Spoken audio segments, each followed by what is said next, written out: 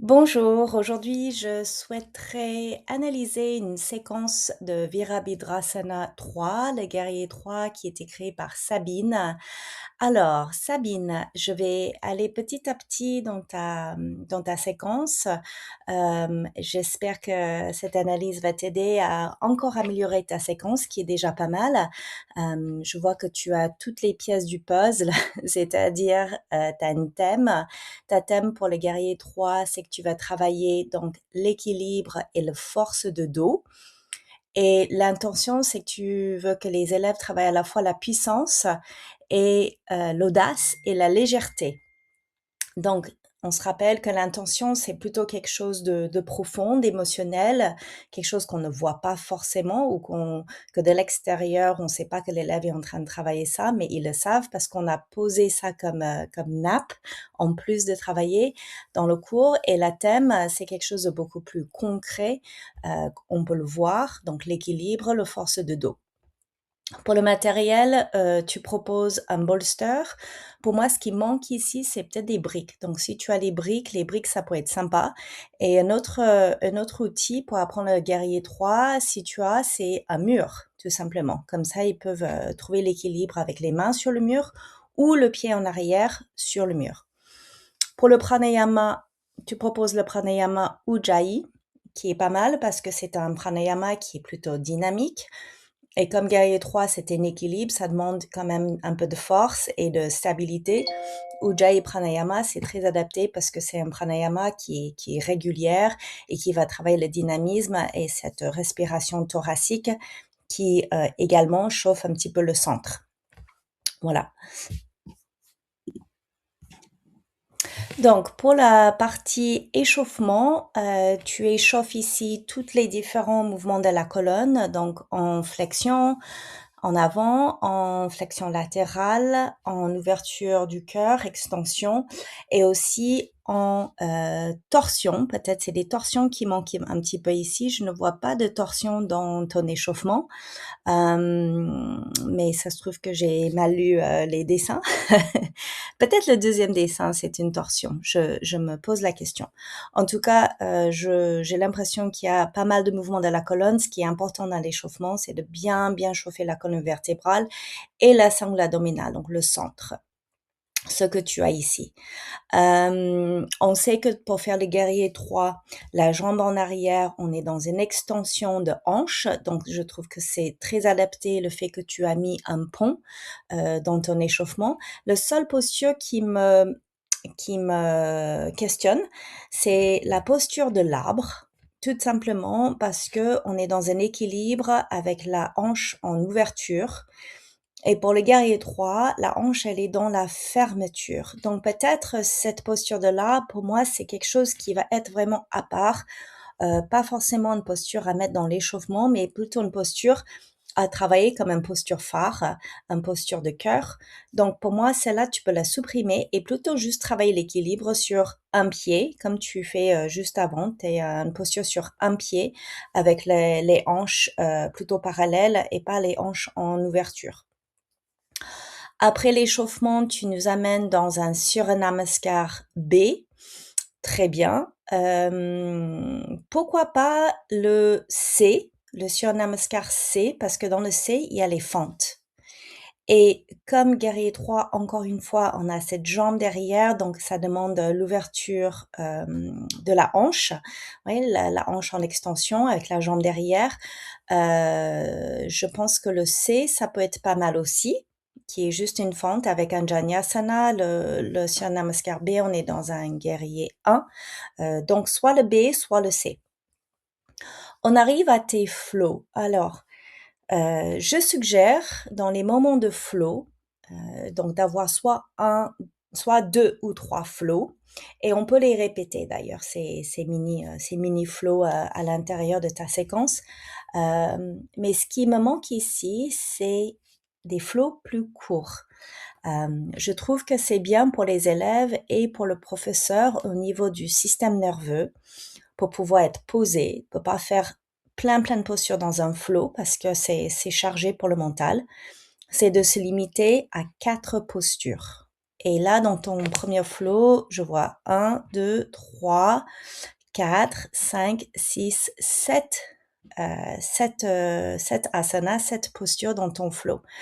Donc, j'ai proposé pour un premier flow, plutôt de commencer à 4 pattes et de faire à 4 pattes une jambe derrière, donc allonger la jambe derrière, garder le pied au sol et puis doucement soulever la jambe et puis peut-être le bras opposé vers l'avant. Comme ça, on est presque dans la posture des guerriers 3, mais on est à 4 pattes. On avait dit que c'est chouette de voir dans une posture phare comment on peut faire cette posture dans différents angles dans l'espace. Ouais, donc guerrier 3, on est debout avec une jambe derrière et les bras vers l'avant. Donc on peut faire la même chose à 4 pattes avec une jambe derrière et un bras opposé vers l'avant. Donc on pourrait commencer comme ça et ensuite tu viens à genoux pour faire tes 2 dernières postures. Voilà, tes 2 dernières postures à genoux. Et après tu reviens, tu peux faire ta transition en balasana et tu le refais de l'autre côté. Comme ça, le premier flow, on va commencer vers le sol. On est dans une progression vers le sol et petit à petit, on va monter dans les espaces à mi-chemin et puis debout. Donc, ton premier flow, c'est ce que je suggère. Ça fait qu'il y aurait 3 postures à 4 pattes, ensuite à genoux avec des reculés et les avancées avec le buste. Et là, tu as ouvert les bras, par exemple, pour ouvrir le cœur, etc. Donc, les bras, une fois on a le squelette, c'est-à-dire que le bas du corps, il fait une chose, le haut du corps, il peut faire autre chose, et c'est ça ce qui va amener la créativité dans ta séquence. Ça peut même être les bras vers l'avant, les paumes des mains tournées vers le ciel. Juste le fait de tourner les paumes de main vers le ciel, ça va travailler l'ouverture des épaules, l'ouverture du buste différemment que si on a les mains tournées vers le bas ou les mains face à face. Donc là, on peut être créatif avec le haut du corps dans cette posture. Ensuite, pour ton deuxième flow, c'est là où j'aurais fait Utkatasana, la posture de la chaise. Pourquoi pas intégrer un équilibre avec posture de la chaise sur un pied. Ensuite, flexion avant, Uttanasana. Pour venir en Ardha Uttanasana, et c'est là où peut-être les briques, pardon, je reviens en arrière. En Uttanasana, c'est là où les briques, ça peut être bien pour les personnes qui n'arrivent pas à toucher le sol avec leurs mains, de bien leur dire de plier les genoux déjà, éloigner les fesses vers le ciel, et puis soit les mains posées sur les briques, soit les mains posées sur les bas des jambes, pour pas avoir les bras qui pendulent dans le vide. Donc, je reprends. Utkatasana, première posture. Deuxième posture, Utkatasana sur une jambe. Comme ça, on travaille l'équilibre et la mobilité cheville, c'est ce dont on aura besoin pour notre guerrier 3. Pour venir en Uttanasana avec ou sans brique. Ardha Uttanasana, tu as fait avec les bras en cactus, mais pourquoi pas les bras vers l'avant. Ça peut être dans le deuxième, si tu répètes cette flow, les bras vers l'avant comme en guerrier 3. Tu retournes en Uttanasana. Et ensuite, la transition peut être chien tête en bas.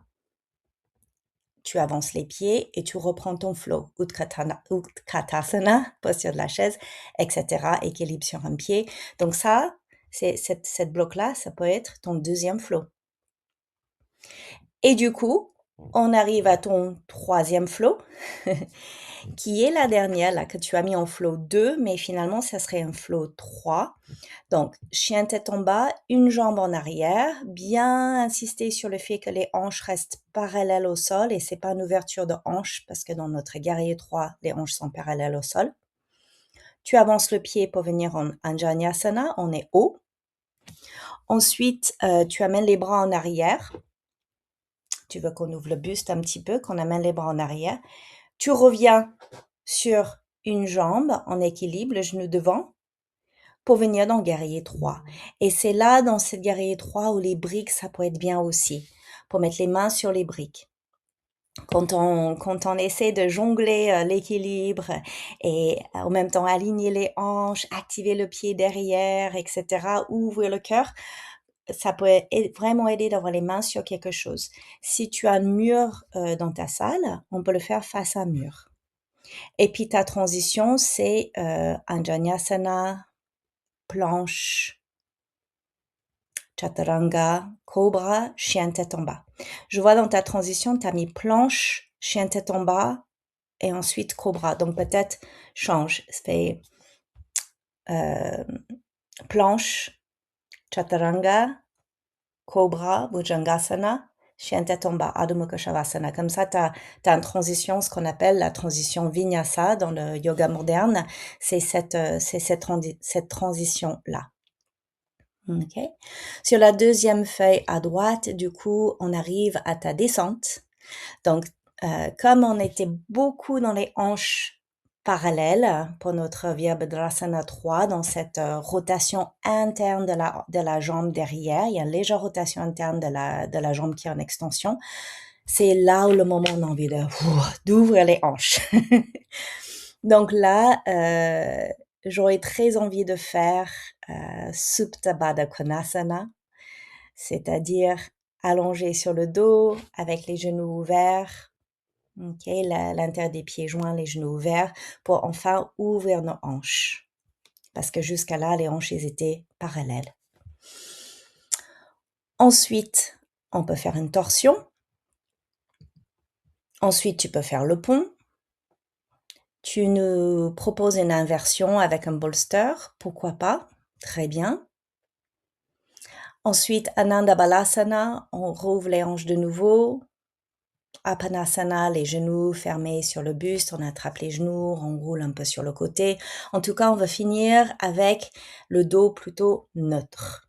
Donc, soit vous finissez avec les genoux vers le buste, soit le pont, comme dernière posture, ça peut être sympa, ou l'inversion que tu as fait sur le bolster, une posture dans laquelle on est avec le dos neutre.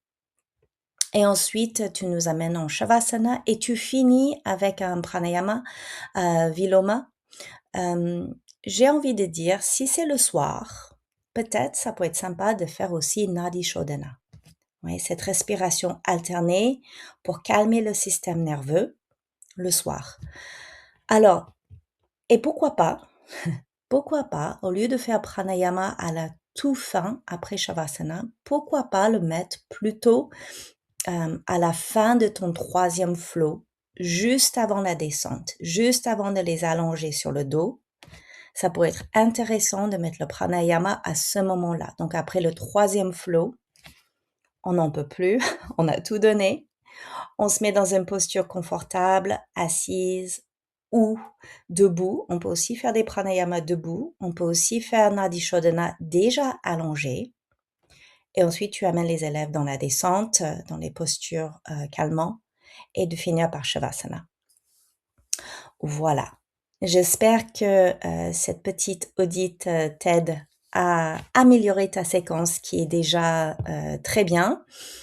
Mais en général, je dirais, fais attention au nombre de postures dans tes flows. Et puis réfléchir, ta thème et ton intention, comment tu peux saupoudrer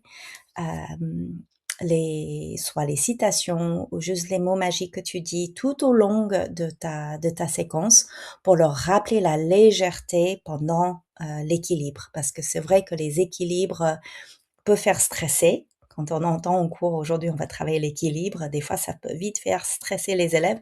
Donc, de leur rappeler qu'on peut faire des équilibres avec énormément de légèreté sans le besoin d'être parfait.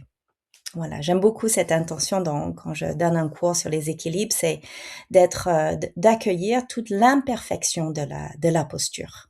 Voilà. Je vous souhaite une bonne journée et j'espère que cette petite vidéo vous aide dans vos séquences. Bonjour et merci beaucoup de regarder le contenu que j'ai mis en place pour vous. Vous êtes professeur de yoga.